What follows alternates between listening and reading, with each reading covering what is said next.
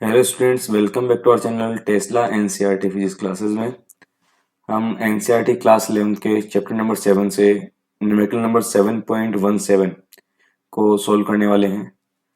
जैसा सामने क्वेश्चन में लिखा है, दिया गया है हमें, पृथ्वी के पृष्ठ से ऊर्ध्वाधर तय ऊपर की ओर कोई रॉकेट 5 किलोमीटर पर सेकंड की चाल से दागा जाता है। मतलब रॉकेट जो है उसे पृथ्वी की सतह से ऊपर की ओर जो दागा गया है या प्रक्षेपित किया गया है, उसकी जो चाल है वो हमें दी गई है 5 किलोमीटर प्रति सेकंड।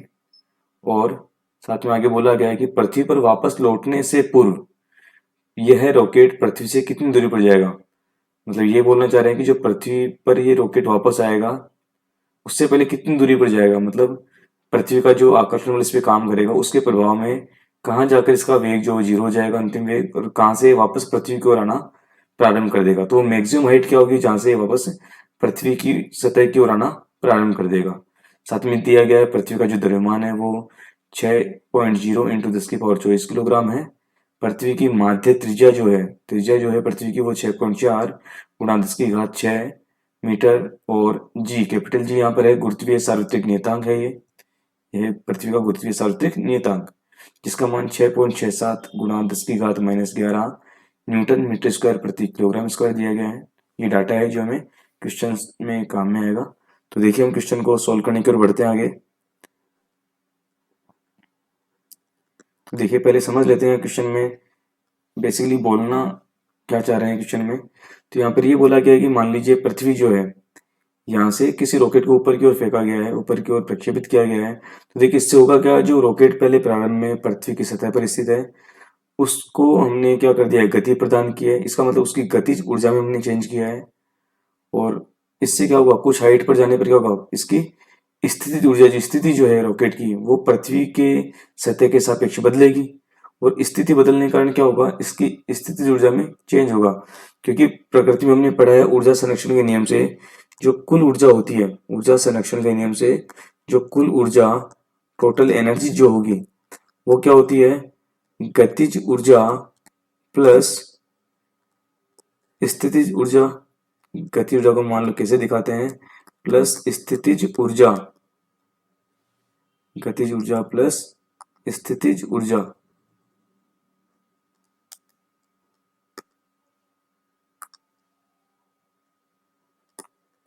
स्थितिज ऊर्जा जिसे हम कैपिटल यू से दिखाते हैं, इन दोनों की टोटल योग के बराबर होती है।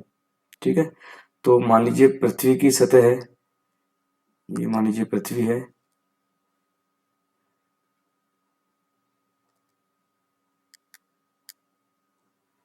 तो यहाँ पृथ्वी की सतह से मान लीजिए पृथ्वी की त्रिज्या है, यहाँ से जो त्रिज्या है मान लीजिए यहाँ तक की जो पृथ्वी की त्रिज्या है वो हमें क्वेश्चन में दी गई है अपने पास त्रिज्या 6.4। इसको अपन मान लीजिए यहाँ पर आर ई हम नोटेशन में लिख लेते हैं। आर ई जो है इस त्रिज्या का मान है, इसको हम यहाँ लिख लेते हैं एक बार। आर ई जो है वो पृथ्वी की त्रिज्या का मान है।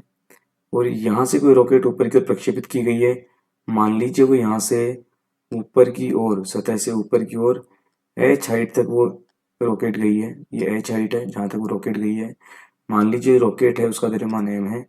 पृथ्वी का द्रव्यमान क्वेश्चन में दिया गया है एम ई, जिसका मान कितना है, ये मान लीजिए एम ई है, जिसका मान आपको दिया गया है क्वेश्चन में 6.0 इंटू 10 की पावर 24 किलोग्राम। साथ में पृथ्वी की त्रिज्या ये जो है ये मान लीजिए आर ई है। R E means radius of earth. पृथ्वी की त्रिज्या जो है इतनी दी गई है, साथ में जी की वैल्यू हमें दी गई है गुरुत्वीय सार्वत्रिक नियतांक की। तो जैसे कि हमने थ्योरेटिकल पार्ट में हमने पढ़ा है, थ्योरेटिकल पार्ट में हम ऑलरेडी पढ़ चुके हैं कि जो पृथ्वी की सतह है, इस सतह पर जो गुरुत्वीय स्थिति ऊर्जा होती है U, उसका मान होता है minus G M S, sorry M S नहीं, यहाँ पर एम ई, पृथ्वी के लिए ई। ठीक है, मास ऑफ अर्थ। तो यहाँ पर जो मास ऑफ अर्थ होगा, ये मास ऑफ अर्थ है हमारे पास। और साथ में जिस भी द्रव्यमान की स्थिति की हम बात कर रहे हैं, तो यहाँ रॉकेट के द्रव्यमान की बात है, तो G M E M divide by, अगर सतह की बात करें सरफेस की, तो सतह पर जब वस्तु होगी केंद्र से दूरी कितनी होगी उसकी, आर ई, ये गुरुत्वीय स्थिति ऊर्जा का फॉर्मूला है।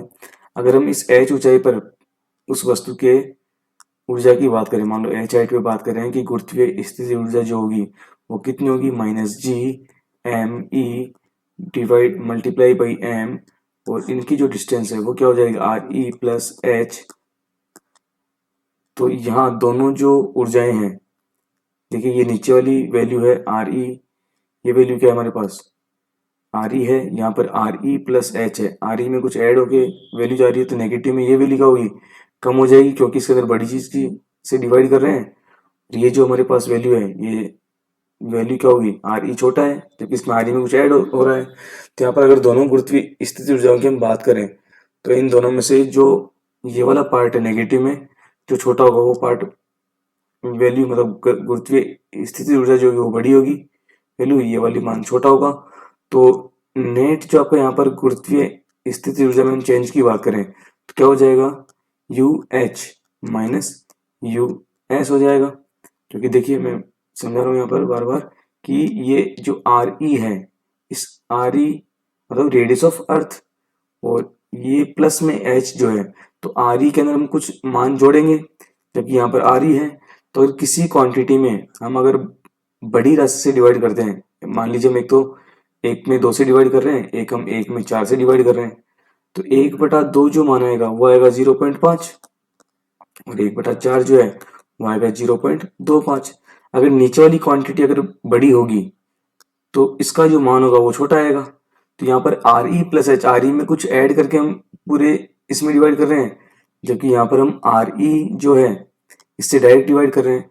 तो इन दोनों राशियों में ये वाली क्वांटिटी छोटी होगी, ये वाली क्वांटिटी बड़ी होगी, लेकिन साथ में इसमें सिंबल आ रहा है नेगेटिव का दोनों में।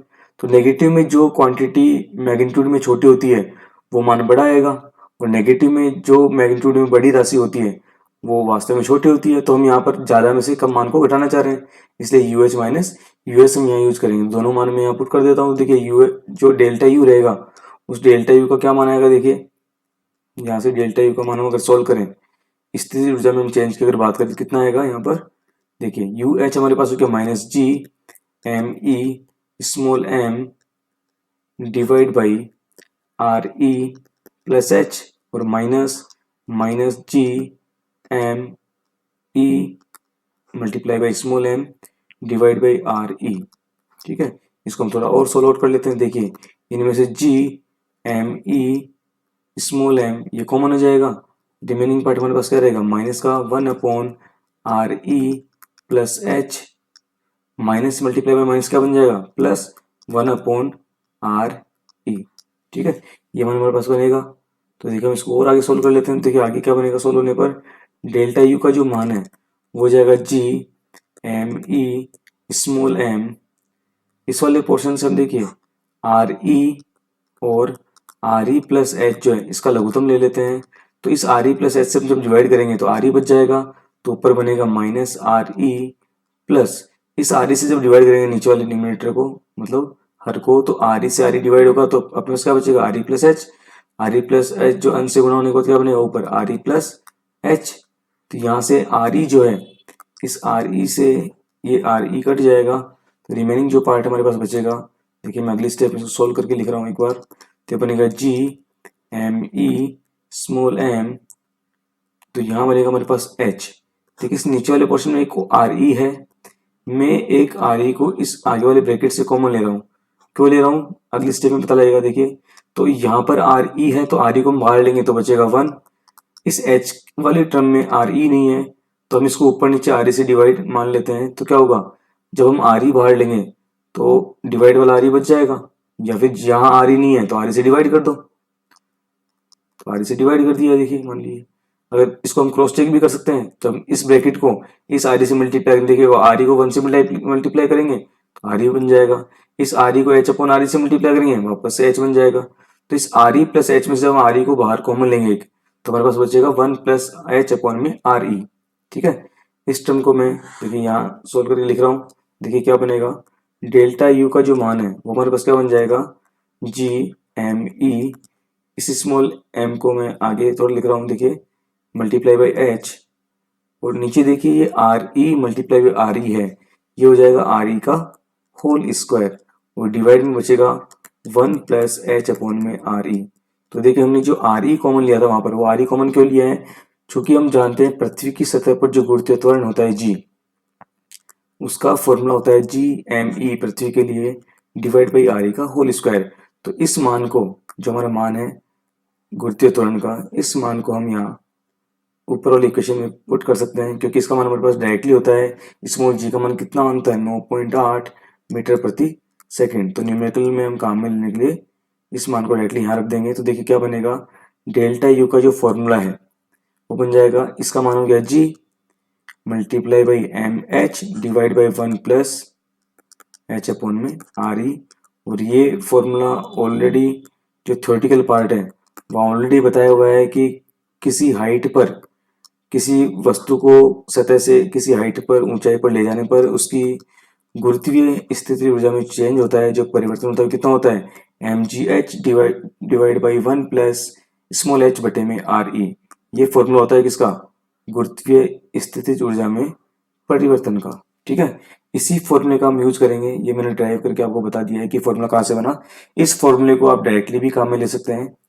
तो जो अपन ने बोला है कि पृथ्वी है, इस पृथ्वी की सतह से हम किसी वस्तु को ऊपर की ओर अगर v वेग से फेंक रहे हैं या प्रक्षेपित कर रहे हैं, तो क्या होगा, उसकी गतिज ऊर्जा में जो चेंज होगा वो वस्तु की स्थितिज ऊर्जा में चेंज के तुल्य होगा। कहाँ से ये चीज आई है, ये आई है ऊर्जा संरक्षण के नियम से। ये चीज हमें पता लगती है ऊर्जा संरक्षण के नियम से। तो अभी हम यही करने वाले हैं, जो गतिज ऊर्जा में परिवर्तन है। तो गतिज ऊर्जा पहले वेग कितना था यहाँ पर 0, बाद में कितना हो गया वेग v। तो यहाँ पर गतिज ऊर्जा कितनी है, प्रारंभ में 0 है, और फाइनल गतिज ऊर्जा कितनी है हाफ एम वी स्क्वायर। तो चेंज कितना हुआ, इस हाफ एम वी स्क्वायर में से 0 घटाएंगे तो क्या हुआ हाफ एम वी स्क्वायर। तो ये तो हो गया गतिज ऊर्जा में चेंज। साथ में स्थितिज ऊर्जा में जो चेंज हुआ वो कितना भी सोल्व किया हमने, M G H divide by 1 plus H upon में आर ई। दोनों की तुलना कर रहे हैं, तो जो भी हमें मान दिए गए वो मान हम रख देते हैं। तो इससे पहले देखिए स्मॉल एम से स्मॉल एम कैंसिल आउट हो जाएगा। बाकी रिमेनिंग मान देखो, हमारे पास v का मान क्वेश्चन में दिया गया है, h का मान हमें पता है, सॉरी h का मान हमें सोल्व करना है, कितनी हाइट पर हमें वो वस्तु मिलेगी, h का मान हमें सोल्व करना है, r का मान हमें क्वेश्चन में दिया गया है। ठीक है, तो देखिए हम सारे मान रख देते हैं यहाँ पर। तो देखिए यहाँ पर 1/2, और क्वेश्चन में हमें दिया गया है कितना मान, h जो वेग का मान है वो दिया गया है 5 किलोमीटर प्रति सेकेंड। तो देखिए जो मान दिया गया है वो हमें स्मॉल v का मान जो दिया गया है वो दिया गया है 5 किलोमीटर प्रति सेकंड दिया गया है। जबकि हम न्यूमेरिकल में कौन सी मेथड काम में लेंगे, एम के एस, मतलब मीटर में मान होना चाहिए। तो 1 किलोमीटर जो होता है इसमें होते हैं 1000 मीटर, इसको हम कह सकते हैं 10 की पावर 3 मीटर बटे में सेकंड। तो ये मान में यहाँ रख रहा हूँ, तो हो गया 5 इंटू 10 की पावर 3 मीटर पर सेकंड, इसका होल स्क्वायर। अगर हम राइट हैंड पे जाएं तो जी का मान कितना होता है 9.8 मीटर पर second square, multiply by H का मान हमें सॉल्व करना है 1 plus small H divide by हमें दिया गया है 6.4 इंटू 10 टू पावर 6 मीटर। ये मान कहाँ से है हमारे पास, क्वेश्चन में दिया गया है। जो पृथ्वी की त्रिज्या है वो कितनी दी है हमें, देखिए यहाँ पर जो पृथ्वी की त्रिज्या है वो दी गई 6.4 इंटू 10 टू पावर 6 मीटर। तो ये मान हमने यहाँ पर रख दिया है। अब इसको हम सोल्व करना है, क्योंकि इस इक्वेशन में ओनली अननोन राशि क्या है, एच है, जो कि हमारा क्वेश्चन है। तो देखिए इसको हम सोल्व कर लेते हैं एक बार।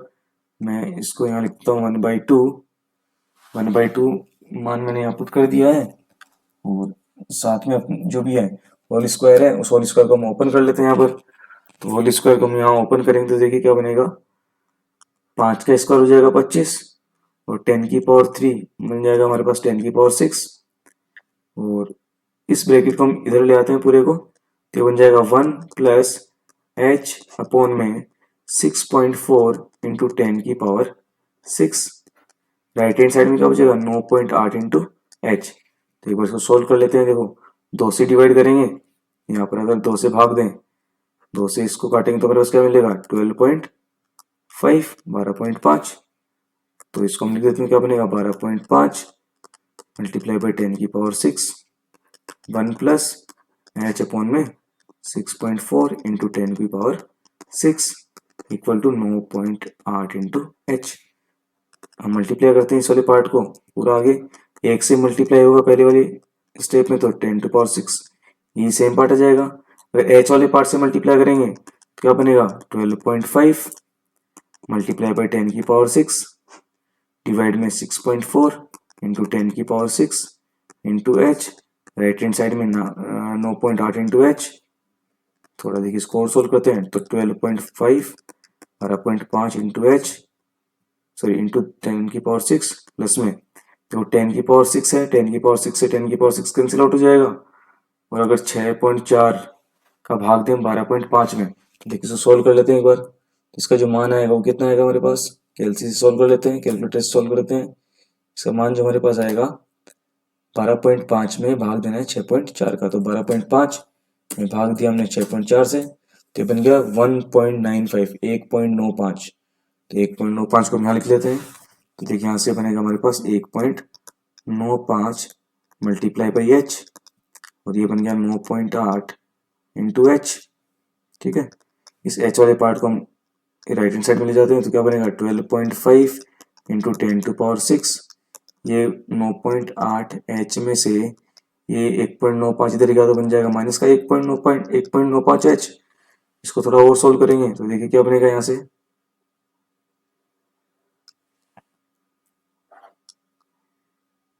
ये लेफ्ट में तो बच गया 12.5 10 टू पावर 6 और राइट में बचेगा 9.8 में से 1.95 गया।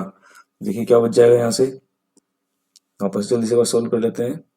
जो हमारे पास मान बचेगा वो कितना आएगा, 9.8 में से हमने घटाया 1.95 तो 9.8 माइनस 1.95 तो ये हमारे पास सोल्व हो गया है 7.85। तो 7.85 को हम लिख देते हैं तो हमारे पास जो बनेगा यहाँ पर मान वो बन जाएगा राइट हैंड साइड में 7.85 एच। तो जो एच का मान आएगा हमारे पास वो आएगा 12.5 इंटू 10 की पावर 6 जो है इसमें डिवाइड किया हमने किससे 7.85 से। तो एच का जो मान आएगा हमारे पास उसको डिवाइड कर लेते हैं 12.5 को 7.85 से। तो 12.5 में हम डिवाइड करते हैं 7.85 से, 12.5 डिवाइड बाई 7.85 ये बनेगा 1.59 जिसको हम लगभग लिखते हैं 1.6 के इक्वल। तो हो जाएगा 1.6। तो ये मान हमारे पास आ गया 1.6 इंटू 10 की पावर 6 और सारे मात्रा हमने एमकेस में लिए हैं तो हाइट का मात्रा क्या आ जाएगा, मीटर में इसका मात्रा आ जाएगा। ठीक है, तो अगर हम देखें क्वेश्चन में, देखो ये आ गई हमारी हाइट, जो हाइट हमने क्वेश्चन में देखी है जो इनिशियल डायग्राम था तो देखिए इस डायग्राम में जो हमारे पास हाइट थी वो ली गई थी पृथ्वी की सतह से। ठीक है, तो क्वेश्चन में हमसे पूछा है पृथ्वी पर वापस लौटने से पूरी रॉकेट पृथ्वी से कितनी दूरी पर जाएगा।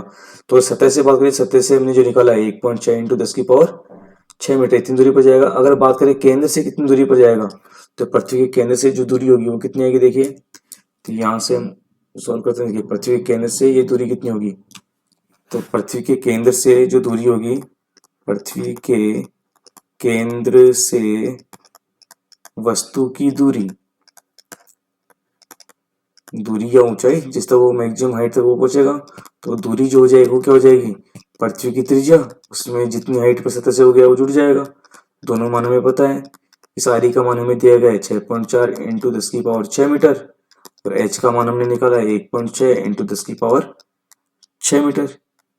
तो 10 की पावर 6 यहाँ से कॉमन आ जाएगा, तो 10 की पावर 6 जब कॉमन आया तो बनेगा 6.4 और प्लस में इसमें ऐड हो जाएगा 1.6।